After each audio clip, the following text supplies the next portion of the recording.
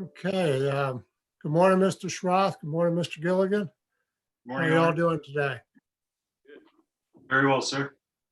Okay, so this is our second day of Zoom oral arguments, but the technology seems to be working pretty well. I'm Judge Evander. We have Judge Orfinger and Judge Eisnagel on the panel. This case or this oral argument is being carried on YouTube, so that the public does have access to observe the proceedings. Can you all see the clock in the corner of your screens? Yes, sir. Yes, Your Honor. Okay, so Mr. Schroth, do you want me to help you as far as your rebuttal time? Yes, sir. May I have 4 minutes, please? Okay. All right, then we will go ahead and proceed. Mr. Schroth, you may proceed with your argument. May it please the court. My name is Derek Roth. I represent the certified class, which the trial court certified on March 26th pursuant to this court's mandate in our last appeal. This is the third appeal we've had in this matter. The first appeals resulted in a reversal of the trial court's decisions. This appeal concerns a final judgment entered after trial. And before you today is a pure question of law for your de novo consideration, and that question is whether or not the city's charge to the certified class is authorized by the Florida legislature or the Florida Constitution. A municipal tax must be expressly authorized either by the Constitution or grant of the legislature, and any doubt as to the power sought to be exercised must be resolved against the city and in favor of the people. The trial court determined that the city's charge was valid and lawful. The city charge calls its fee an emergency fire service user fee. It is not a user fee. It is an unlawful tax. The Florida Supreme Court issued 3 requirements for a valid user fee. In the Port Orange case, the city must meet all 3 in order to have this fee be determined valid. It meets none of them. As to the first element, the fee must be charged to the user in exchange for the use of the service or the government facility. The best example of that is a toll bridge. You use the bridge, you pay the toll. Those who do not use the bridge, they're not charged the toll. In this case, the city charges users of its electric, water, and sewer an emergency fire service user fee. There's no exchange of payment for that service. So the city doesn't meet the first requirement. As to the second requirement, it requires that the payer benefit in a manner not shared by non-payers. The city doesn't meet this requirement either because the payer benefits in the same manner as a non-payer because fire services are provided to everyone regardless of payment. The city also doesn't meet the third requirement. The third requirement. May I stop you there? May I stop you about that second issue? Yes, sir. In the Morris versus City of Cape Coral case, the Supreme Court seems to have kind of, I don't know if they've muddled it or backed away from that second factor. They said in evaluating whether a special benefit is conferred,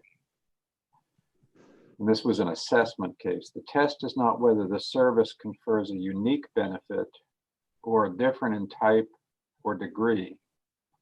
Rather, the test is whether there's a logical benefit. I mean, does that have any application here? It does not, Your Honor. That concerns an assessment case where the payors were duly notified pursuant to Chapter 197. This case concerns a user fee, and the city does not meet the second prong, which I don't think Cape Coral, the Supreme Court in that instance, dealt with the Port Orange requirements, in particular the second requirement. Would you agree that it's quite logical to assume that a homeowner that has available fire protection from a local fire department will likely have a lower premium than if in the exact same situation if there was no such fire protection available? Yes, sir. I agree that a homeowner does receive that benefit. And However, would a renter or someone driving through the city receive a like benefit? they would not receive a like benefit in terms of lower insurance premiums for their home. Okay, The but your distinction- argument is that would not be, that difference would not be sufficient for the city to have met the second element.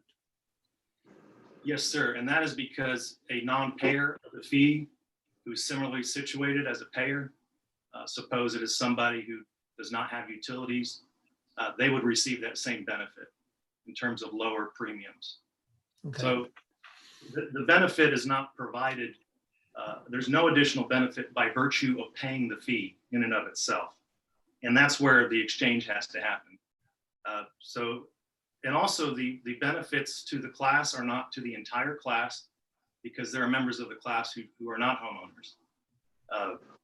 So when looked at the certified class, which concerns everyone who paid the fee since February 20th, 2010, that benefit is not additionally received by the entire class.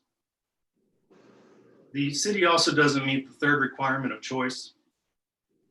You must have the option of avoiding the service and thereby avoiding the charge. In this case, you cannot avoid the service and you cannot avoid the charge. Do you agree, at least in the utility area, garbage fees, water availability fees, that sort of thing, the Supreme Court has softened that requirement somewhat? I do agree, yes, Your Honor, in terms of availability charges that are authorized by statute, yes, for traditional utilities. However, fire service is not a traditional utility. And so to the extent that the choice, the third requirement remains here, it still does, because this is not recognized as a traditional utility where you would have an availability charge such as an availability charge for sewer. As Judge Ebender noted in his opinion, the C4 commercial versus Orange County case, traditional utilities, you can have availability charges for them, whether they're used or not. But here, the difficulty that the city has with the third requirement is commingling legitimate charges, such as electricity, water, and sewer, with an unlawful tax. And the New Smyrna Beach Inlet case, 1931, specifically held you cannot combine legitimate charges with an unlawful tax because it results in an involuntary payment, essentially coercion. And that whole line of cases, which is all still good law, the penalties imposed by the city for non-payment are so severe that they result in an involuntary situation, a compulsory tax. And I'd like to go through just some of those severe penalties. If you do not pay the fire service user fee on your utility bill, the city will shut off your electricity, your water, and your sewer. Even more so, they can charge you attorney's fees, they can charge you default interest, and pursuant to their code, and this is crucial for your consideration, pursuant to their code, charges for such services shall be and constitute a lien against the premises, and until fully paid and discharged shall remain liens equal in rank and dignity with the lien of ad valorem taxes. So Where is that found in the code, please? that's section 70-686, subsection E. And in the record, it's 4,251. So the two main reasons that that's crucial is, number one, it renders the payment of the fee involuntary, such a severe, harsh remedy where they could take your home from you, essentially. And it's also relevant to show this is really a tax, because when you don't pay it, they can use the mechanism of an ad valorem tax lien to foreclose your property and take your home. Now, the city argues that the class can move and thereby they have a choice. That is not correct. If all the local government needed to do was argue that you can move if you don't like it, then no government would be held accountable for issuing unlawful taxes. And this argument is also consistent with Judge Orfinger's last opinion in this case, where he wrote, "It is well settled, well recognized in Florida, that a taxpayer may bring a class action on behalf of himself and other taxpayers similarly aggrieved." The class doesn't have to move to avoid this fee. They can stay and they can challenge it, which is what we've done in this case. I respectfully request that you determine this is an unlawful tax as part of your decision, and to highlight why the city recently, after the trial, after this appeal, issued Ordinance 2019-57. And Ordinance 2019-57, which this court took judicial notice of on October 1st, says that in the event you determine that this fee is invalid, the city has an option of renaming it and basically ordaining that it was a special assessment all along. So to avoid perpetual litigation where we would then have to challenge whether it's a special assessment or not, I'd ask that you make a finding that this is it's an unconstitutional tax. There are three other points on this appeal. One is that the city, again, argued successfully with the trial court that the fees were never repealed. This was inconsistent with this court's prior mandates and opinions on this specific issue. In our most recent appeal, this court determined that the trial court had no authority to rule contrary to the Fifth mandate, and that was the law of the case.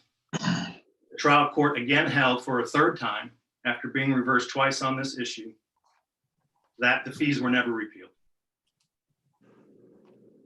The second issue for your determination today regarding warranting reversal is that the statute of limitations was held to apply by the trial court. Again, this court has already ruled that the new ordinance, Ordinance 2010-43, triggered a new statute of limitations.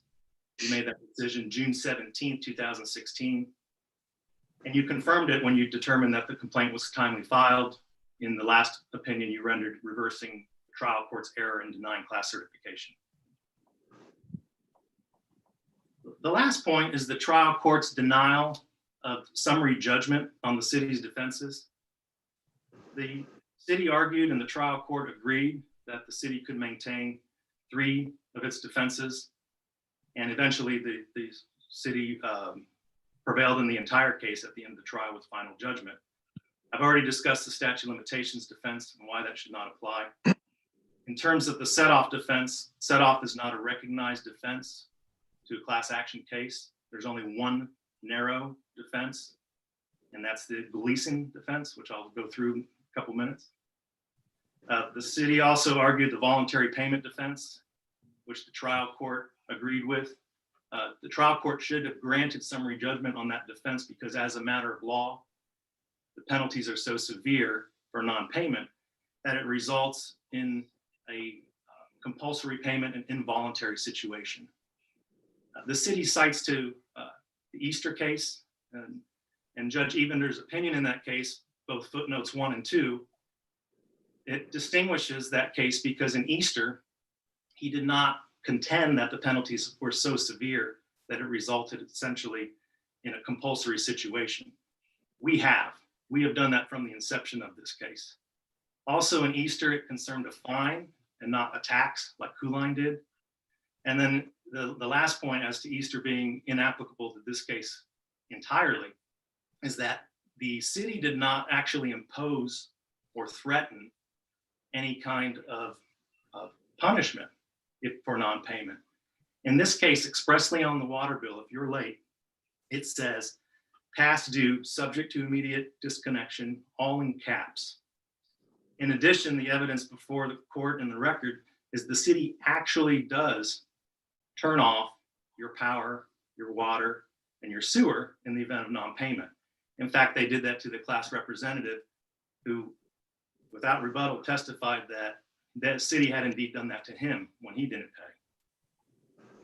The last defense is known as the Goulsian defense, and that defense is a very narrow defense. The court should have granted summary judgment in our favor on that defense because the city did not properly plead it, nor did they present any evidence at summary judgment to rebut that defense.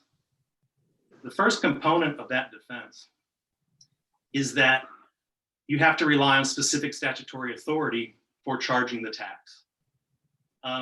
In that case, Dade County School Board had charged pursuant to Florida statutes. They went above their millage essentially, and they relied on that specific statute. We gave them that authority. Well, the federal court ended up determining that that was an unlawful statute. And so in that case, where they specifically relied in good faith on an act of the legislature, there was this narrow exception. In this case, there's no statutory reliance on a specific grant of authority. There's no case law. There's nothing that supports the idea that you can charge a fire user fee to your utility users. So they don't meet the first requirement of that defense, and the court should have ruled in our favor. But even if they did, now their defense is that they relied in good faith on their lawyer's opinion.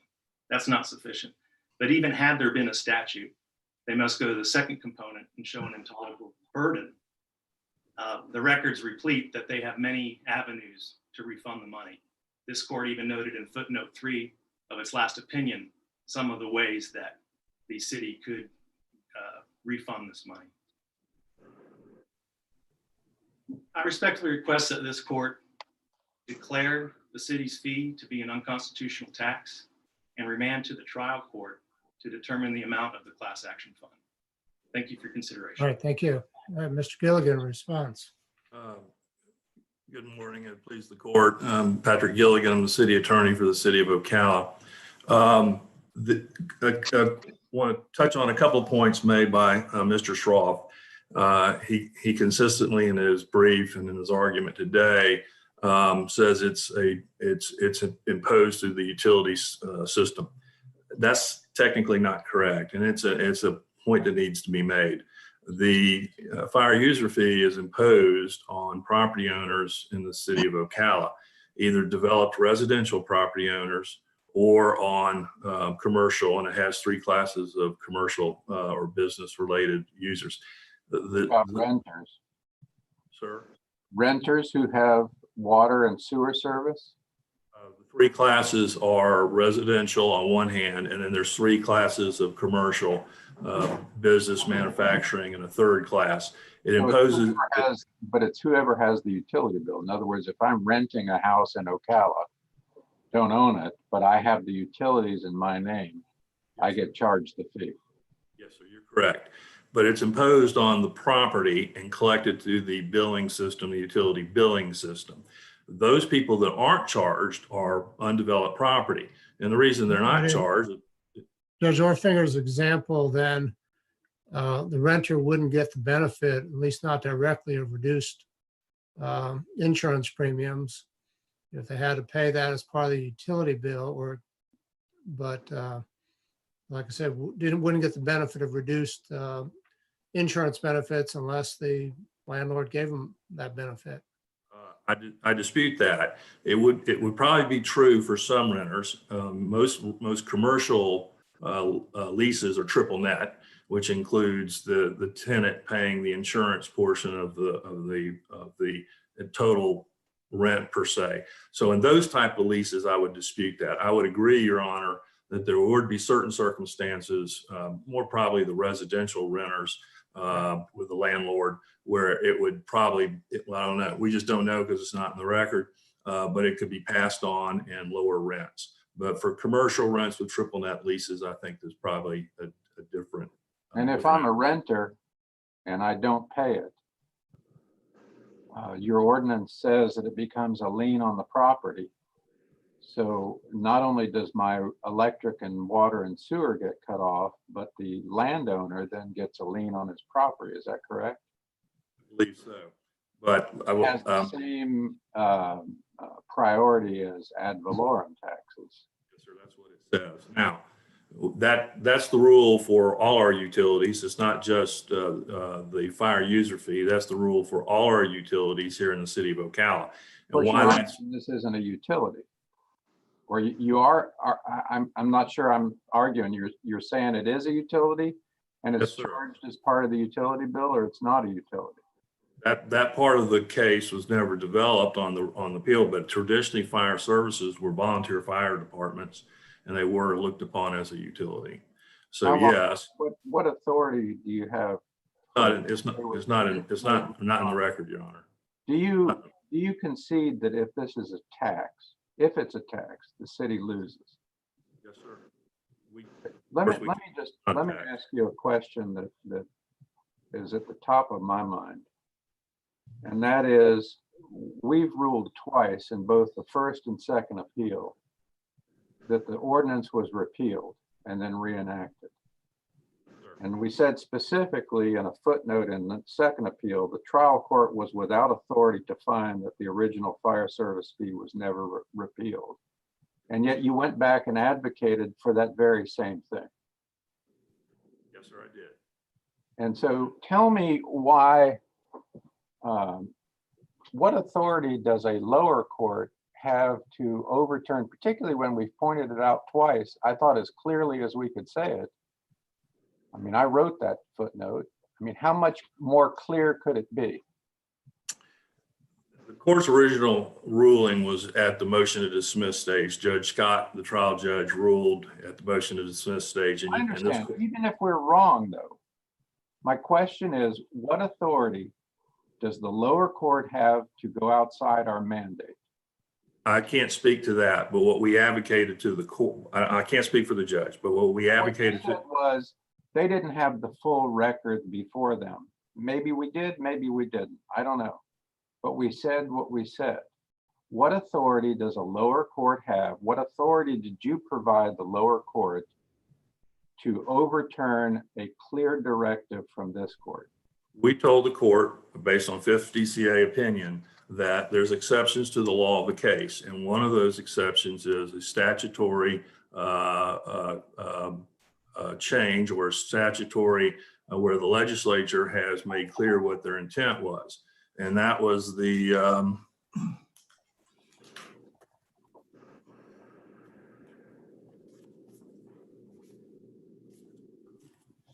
Spectrum Interiors versus Exterior Walls case. And this court in its footnote said intervening legislative action or intervening decision by higher court that changes the law may constitute an exception to the law of the case. What we have advocated of the court, and we did it for two reasons, Your Honor. First of all, I've got a good faith duty to make a record, not just for you, but for a subsequent appeal. I would waive on behalf of my client the ability to do that if I did not make a factual record on appeal. So what we pointed out to the trial court is that there was a mandatory ordinance done where my legislative body said what their legislative intent was when they repealed the ordinance.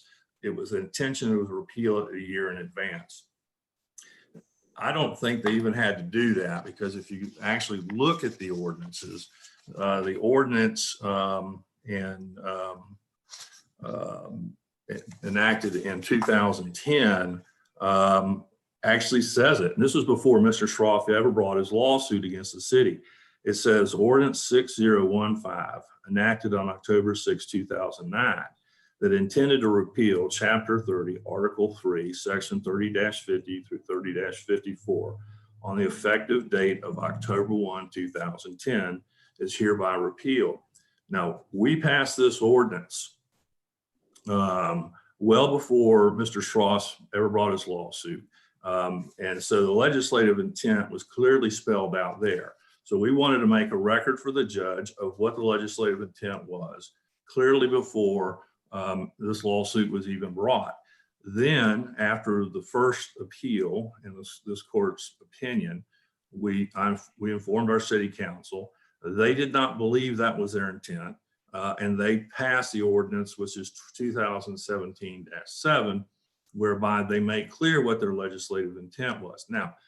Now that you have a full record, y'all can obviously reject that. But I think what Judge Herndon did was saw this additional evidence, saw that there is exceptions to the law of the case rule, including clarifying legislation. And based on that, I'm only speculating what she did, but based on that, I think she properly concluded that that was the intention of my legislative body. And by the way, there's not one single solitary soul in the entire world that has testified, and it's on the record of appeal, that the intention of the city of OCALA through its elected body was to do anything other than repeal the ordinance for a period of time, a year down the road. And before they got to that period of time, changed their mind and undid it. So we never got to that point. But don't we look at the clear language of the ordinance? I mean, you can't dispute what the ordinance said. I know the way you rule, and so I say it with great respect, but I do.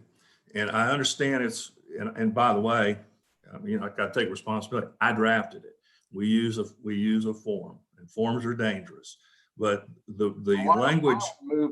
Why don't we move to the meat of the case and tell me, I have more than a passing familiarity with the city of Port Orange case because I happen to be the trial judge in that case that got reversed by the Supreme Court.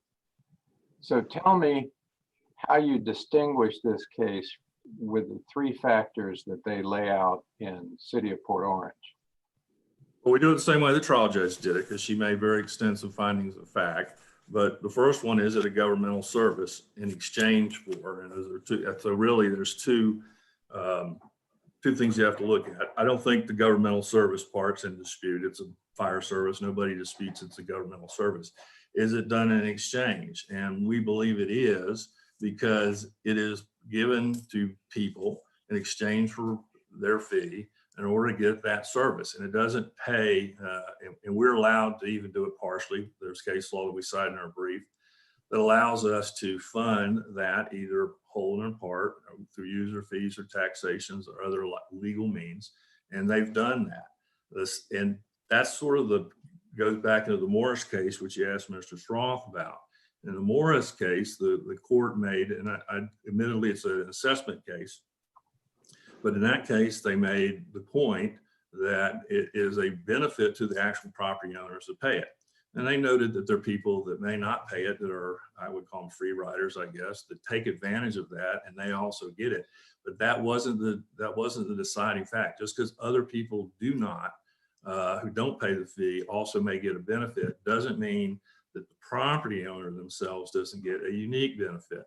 And that's most clearly represented, I think, in what we've already discussed. What's unique about the benefit? If I own a piece of property in OCALA, own a house in OCALA, what's unique to my benefit that isn't exactly the same as everybody else that owns a house in OCALA? How do I uniquely benefit then in the way that if you live right next door to me in your house that you own in OCALA, that you don't benefit? What's the special benefit to me? Well, they both benefit. All the members of the class that pay it, every property owner has to pay it that has developed property. They all pay it. Special benefit. So what's so special about the benefit if everybody gets it? Well, it's watch standing, it's 24-hour watch standing, 365 days, it's reduced insurance rates for those property owners. We're not obligated by law to provide fire services to our citizens. Most municipalities, citizens demand that they do it, and we do it. And so who doesn't get fire services? Sir? Who doesn't get fire services? Everybody gets fire services in the city of Cal, including right? Including visitors, yes, sir. Including visitors, anybody that we're in the city of the county. We're in the center of the county. So during the daytime, we have about 200,000 people. So you can see there are any number of individuals who receive the service who don't pay the fee. Yes, sir, I do. Yes. And you can see that they're not free riders because there's any number of people that you don't even attempt to charge for the fee, correct? For the service. Nor do we have to legally. We have to have a rational basis for the charge. We believe we do that. It's the property owners. I think Judge Orfinger's question went more to for comparing the people who are charged the fee and comparing those to the people who aren't charged the fee. What is the unique benefit to the people who are charged the fee? If they're property owners, most certainly they have reduced insurance rates. That was actually recognized by the Florida Supreme Court in the Morris case. That's one of the things they talked about. and a fire Isn't that a assessment. special assessment case? Yes, it was. But there would be no difference about if it's a special benefit to the property under an assessment versus a special benefit to the property owner as a user fee. I can't see a logical distinction between saying it's a special benefit for an assessment case, but it's not a special benefit for a user fee case. That doesn't make logical sense. Let me ask you this, and I'm reading from the Collier County versus State case, 1999. They say a tax is an enforced burden of contribution imposed by the sovereign for the support of government administration and to execute the functions the sovereign is called on to perform. And they go on the next page and they say, in Water Oak Management, we made clear that services such as general law enforcement, the provision of courts, indigent health care are, like fire protection services, functions required of an organized society. Now, that case dealt with a special assessment, but doesn't that sound to me like they're saying that fire services are the general services that a sovereign is called on to provide that are supposed to be done by either a tax or a special assessment? I respectfully disagree with that. Unlike, for instance, ambulance service, it's required statewide by state legislation by the individual counties. There is no mandate to provide fire services. Now, we do it, and I'm not aware of any city our size or larger that doesn't do it. But that's a mandate by the citizens through their elected officials. It's not a mandate that's required by law. And so, and likewise, by the way, police services are the same way. Some cities just let the county sheriff do all of it for them, or they're enter special agreements. So we have. In the Fort Orange case, is there a law that requires city to pave the roads?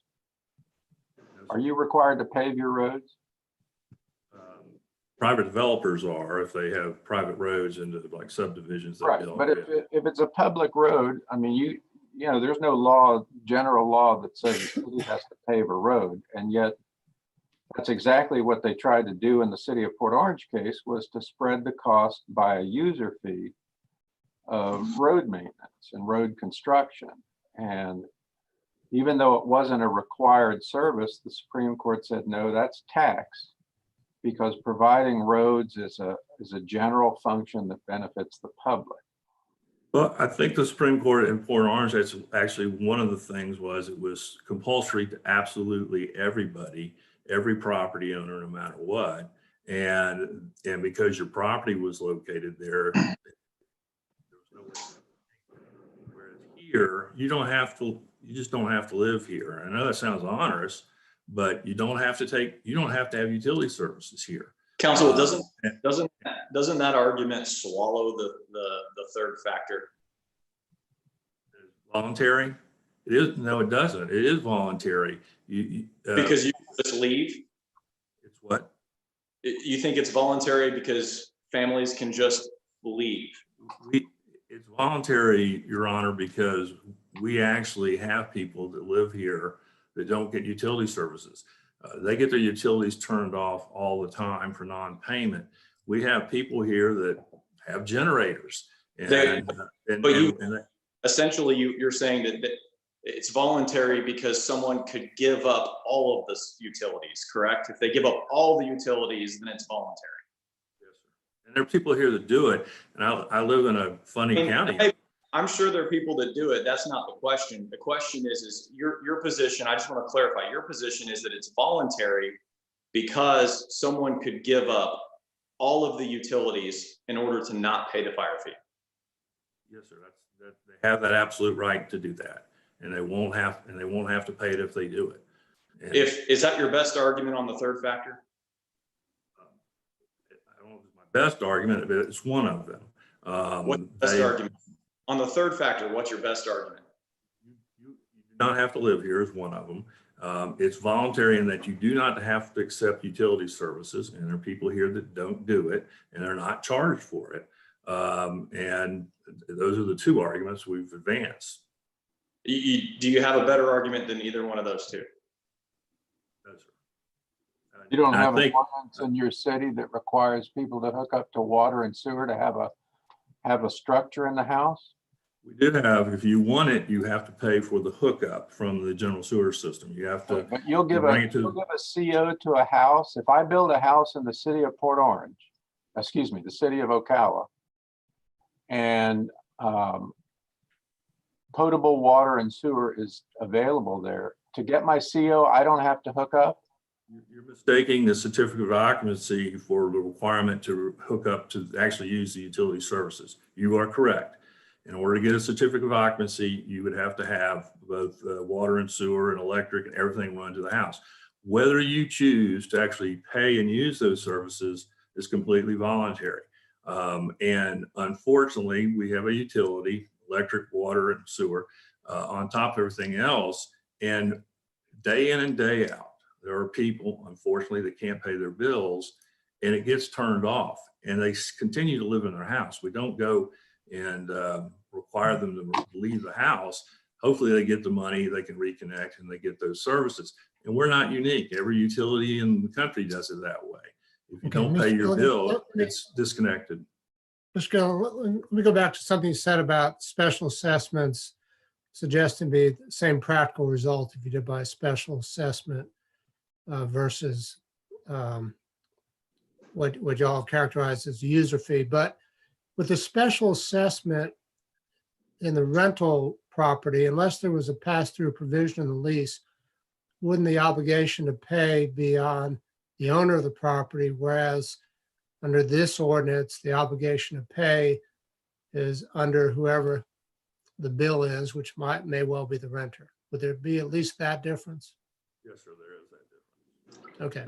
All right, your time is up. Or any other questions from the Can panel? you indulge me for one more question? Sure. Because I know Mr. Gilligan's having a lot of fun, and Mr. Gilligan, in the city of Port Orange case, they concluded that they said the Port Orange fee, unlike Dunedin's impact fee, is a mandatory charge imposed on those whose only choice is owning developed property within the boundaries of the municipality. To me, that language suggests that your idea that, well, it's voluntary because you could always move out of town doesn't carry a lot of weight. I mean, that was one of the arguments made in the city of Port Orange case, and the Supreme Court wasn't buying it. I mean, how do you distinguish that language? Well, you also don't have to develop your property in the city of OCALA, which I think is a distinction from Port Orange.